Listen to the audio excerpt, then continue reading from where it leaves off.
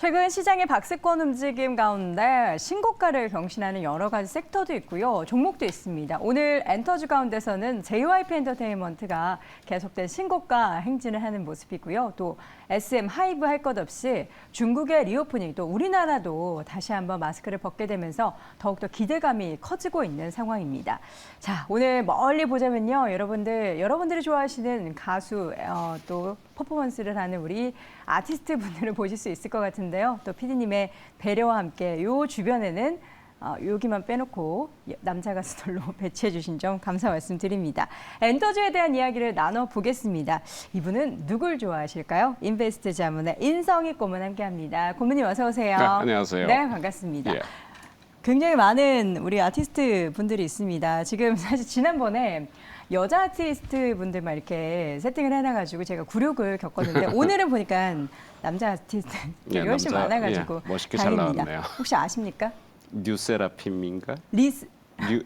르세라핌. 예, 저도 관사. 갑자기 그 뉴가랑 관사니까 뭐 인고님이나 르세라핌이죠. 저나 이제 아이돌을 좋아할 나이는 아니니까요. 예, 예. 어쨌든 이런 대단한 아티스트들이 K-팝을 이끌고 있는데 이 가운데 있어서 최근 엔터 얘기는 사실 펀더멘탈 얘기보다는 여러 가지 인수, 또 지분 뭐 이런 얘기들이 사실 가장 뜨겁잖아요. 예. 가장 먼저 SM은 지금 인수전 관련해서 현재 어떤 상황까지 진행이 되고 있는 겁니까?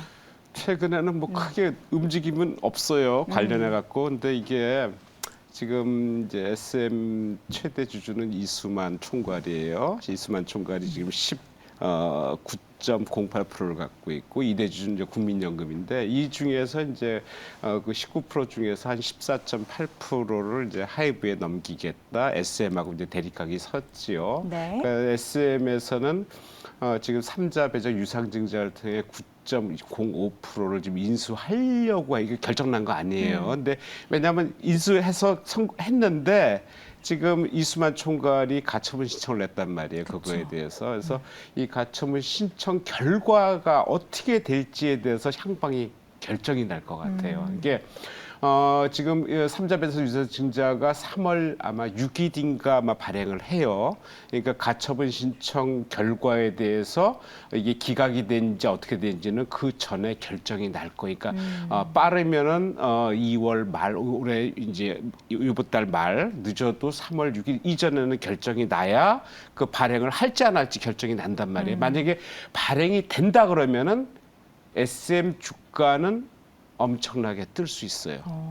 왜냐하면 이게 지분 싸움이 본격적으로 시작되는 거거든요. 그쵸. 근데 만약에 기각이 돼서 이수만 총괄이 원하는 대로 됐다라면 하이브로 넘어가는 상황이에요. 그러면 주가 게임은 끝났다라고 봐야 되는데 그 전까지 어떻게 될지 모르기 때문에 그 전까지는 분명히 움직일 거다 이렇게 생각하는 게 지금의 현 상황이다라고 말씀드릴 수 있겠습니다. 네. 이 가운데 있어서 그 카카오엔터가 연내 상장 준비를 지금 하고 있잖아요. 만약에 카카오엔터가 시장에 상장을 하게 된다면 이 인수전에 있어서의 어떤 변화가 생기게 되는 건가요? 카카오 엔터가 지금 이제 나오는 카카오가 지금 5개가 시장에 상장이 돼 있어요. 그래서 과거에 이제 카카오하고 네이버하고 막 비교하면서 이게 옳은 거냐 어떤 게 더 좋은 거냐라고 따진 상황이었는데 지금 카카오는 카카오가 있고 그 다음에 뭐 카카오 그 페이지 뱅크 게임 거기다 넵튠이라는 게임의 자회사 이게 5개 돼 있는데 최근 올해 아마 카카오 지금 엔터테인먼트하고 이제 모빌리티를 상장하려고 준비를 하고 있는 것 같아요. 근데 카카오 엔터테인먼트가 지금 과거에 카카오 페이지하고 카카오 M이 합병돼서 이제 카카오 엔터테인먼트를 했는데 이것은 주로 뭐 웹소설, 웹툰 그다음에 뭐 이제 제작이나 엔터테인먼트 그쪽에 있었는데 이게 이제 K-팝 쪽은 아니었단 말이에요. 근데 이게 지금 SM전에 뛰어들면서 만약에 SM전에 인수가 성공한다면 완전히 대박을 터뜨리는 K-팝까지 해서 아주 엔터테인먼트로 완전히 아우르는 그런 상황이 되는데 지금 그 상황이 어떻게 될지는 상당히 지금 지금 난감한, 그러니까 어떻게 될지 모르는 상황이잖아요. 그래서 네. 근데 지금 엔터테인먼트는 지금 상장을 하느냐 아니면은 지금 하는 그쪽에 카카오를 그러니까 네.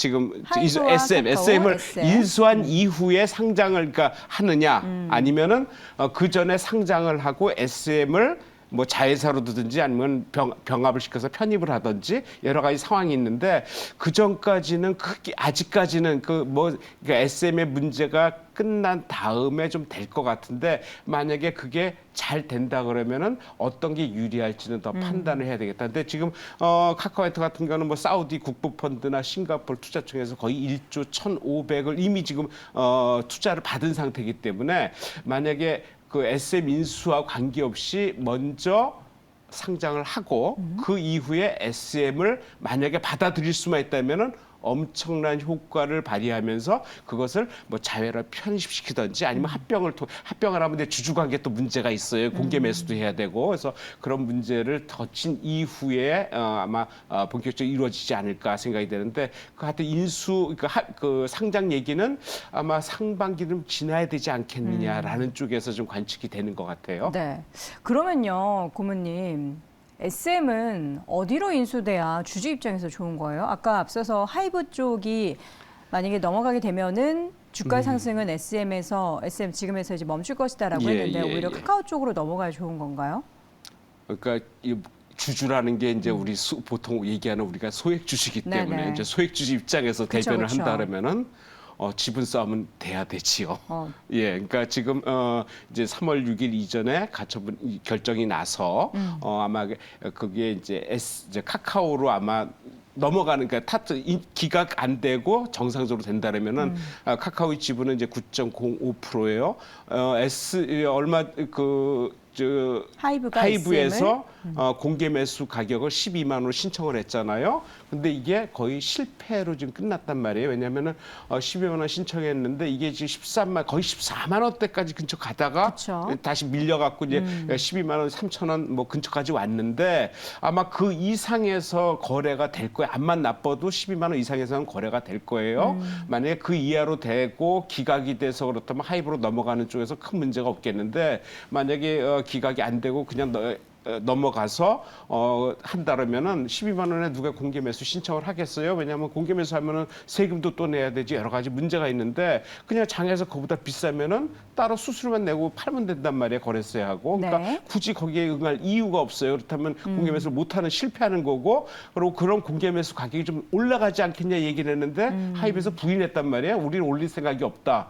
그렇기 때문에 만약에 가처분 신청이 결과적으로 안 되고 카카오가 9.05% 지분을 인수한 다음에 카카오에서 거꾸로 공개 매수할 가능성이 있어요. 그렇다면 네. 거의 14만 원 이상에서 나올 거라는 얘기가 있거든요. 그렇다면 제가 보기에는 14만 원이 아니라 그 이상 계속 지분 경쟁이 계속 된다면은 그 이상에서도 가격은 형성될 수 있다. 그러니까 SM은 그거에 따라서 가격이 결정 날 거고 하이브는 그거와는 다르게 인수를 하느냐에 따라서 어떤 성장성에서 가격이 결정되지 않겠냐 이렇게 생각을 하고 있습니다. 그 법원의 결정은 언제 나오는 거죠? 그러니까 이 3월 6일 날 그 3자 유상 배정이 발행이 돼요. 네. 그러니까 그 이전에 나와야 돼요. 그러면 3월 6일 이전까지 이전에 그 결과가 나오게 결정이 되면은 나와야지 정상적으로 이제 발행을 하든지 안 하든지 결정이 납니다. 그러면 그 발행을 허가해줬을 때는 더 위로 올라가는 것에 대한 그쵸. 기대감을 가질 수 있겠네요. 카카오가 인수하니까 지분 경쟁이 본격적으로 이루어질 수 있거든요. 네. 예.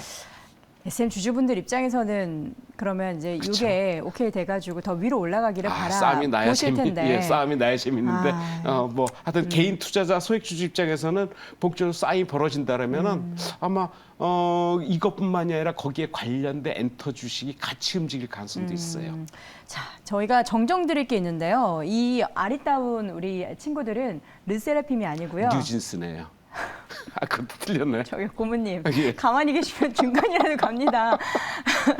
에스파라고 합니다. 예, 죄송합니다. 뉴진스는 저 위에 있고요. 제가 아는 게 이제 그쪽 이제 하이브 관련돼 갖고 자. 뉴진스나 르세라핌, 뭐 BTS, 네네네, 맞아요. 뭐그 뉴진스는 정도인데, 5명이고요. 그래서 막 그쪽으로 해설치 네네, 않았나 알겠습니다. 본데, 이쪽은 아유, SM이네요. 우리 임고모님은 저 은방울 자매시잖아요. 아닙니다. 전혀 그쪽 한 거예요. 예. 저는 BTS입니다. 알겠습니다. 자, 하이브 이야기를 해보도록 하겠습니다. 하이브 같은 경우에는 오늘 증권가에서 줄줄이 목표 주가 상향을 했는데 SM과 이렇게 지분을 합치게 되면은 어쨌든 공룡이 당선을 하게 되는 거다. 이에 따른 여러 가지 기대감을 충분히 가질 수 있다. 시너지 기대가 된다라는 의견이 일색입니다. 고모님은 어떻게 보십니까? 당연하죠. 지금 뭐 K-팝 관련해 갖고 나온 게 지금 몇 개 안 되잖아요. 우리나라 시장에서 네. 뭐 지금 뭐 JYP라든지 뭐 하이브 SM 뭐 그런 거 외에는 별로 없잖아요. 근데 지금 하이브가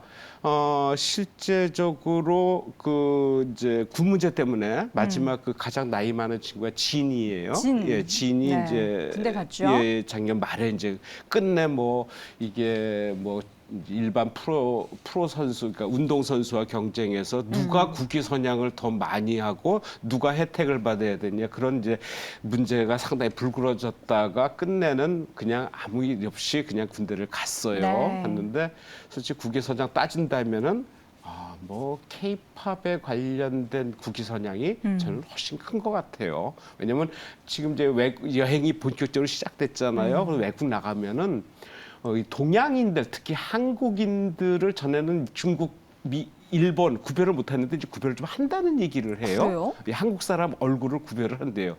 그게 이제 K-팝의 효과인 것 같아요. 그러니까 이제 한국인들을 외국 사람들이 잘 구별을 못하다가 이제 저런 이제 아이돌을 보면서 한국인은 확실히 일본이나 중국하고 좀 차이가 있구나 이런 걸 느끼는 모양이에요. 네. 그래서 그거에 따라서 뭐 사진도 같이 많이 찍자 그러고 그러니까 국위선양 측면에서는 그런 아이돌의 효과가 더 커요.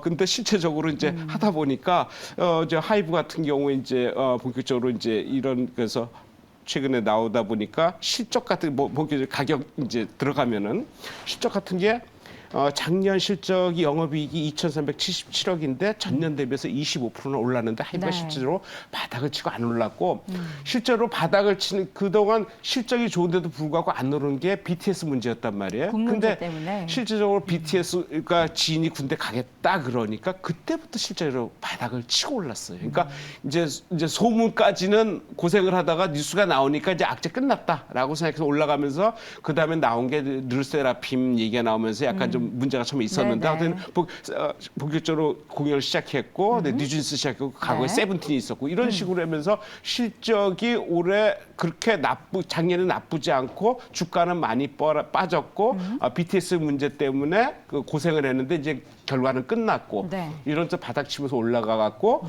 최근에 많이 올라갔잖아요. 10만 7천 원 바닥 10월 중순이었어요. 근데 2월 그러니까 올해 10일까지 거의 2배가 올랐단 말이에요. 그러니까 많이 올랐는데 불구하고 워낙 바닥까지 많이 떨어졌기 때문에 더 네. 오를 가능성이 있다. 그리고 실적 올해는 그렇게 나쁘지 그러니까 작년에도 좋았지만 올해 그렇게 떨어질 일은 없다. 그리고 이런 여러 가지 상황들이 우호적으로 긍정적으로 접근되고 있다라는 측면에서는 저는 개인적으로 네. 충분히 갈 것 같다라는 생각인데 최근에 목표 주가를 뭐 짧게는 한 20만 원, 길게는 뭐 30만 원 넘기까지도 지금 리포트가 나오고 있는데 네. 제 개인적으로는 주봉 차트 보면은 매물대 몰리기 직전 2차 매물대까지 한 27만 원 정도 네. 요 선이면은 충분히 갈 수 있지 않겠냐라고 생각을 해서 네. 저는 하여튼 상승 쪽으로 좀 보고 매매를 하는 게 네네. 맞지 않나 생각이 듭니다. 알겠습니다. 엔터주 가운데 그럼 탑픽은 하이브 하시겠습니까? 하이브가 좋은데요. 저는 예상외로 하면 네이버 쪽도 한번. 네이버요? 왜냐하면 왜요? 이게 하이브하고 지금 이 카카오하고 만약에 지분 경쟁이 붙는다라면 네. 하이브의 차기 우군이 네이버가 갈 수 있어요. 오. 예, 그렇다면은 실제적으로 뭐 그 역할도 있지만은 실제로 주가가 그동안 많이 안 올랐고 좀 상대적으로 덜 올랐다는 측면에서 아마 그런 쪽 뭐 이게 뭐 K-팝과 관계는 없겠지만은 연결시킨다면 전부 다 엔터주라고 봤을 때 그죠 네이버의 주가 상승 그리고 카카오하고 경쟁 구도잖아요. 네. 근데 카카오가 죽는다면 상대적으로 네이버가 올라올 수 있다. 이런 쪽에서 한번 네이버도 한번 봐야 되는 게 아닌가 네. 생각을 하고 있습니다. 네이버의 그 목표 주가는 어느 정도로 생각하십니까? 네이버도 차트 잠깐 현재 보면은 주가는 21만 1,500원. 21만 1,500원이네요. 있습니다. 그러면 뭐 일본 많이 안 올라간 상태면은 네.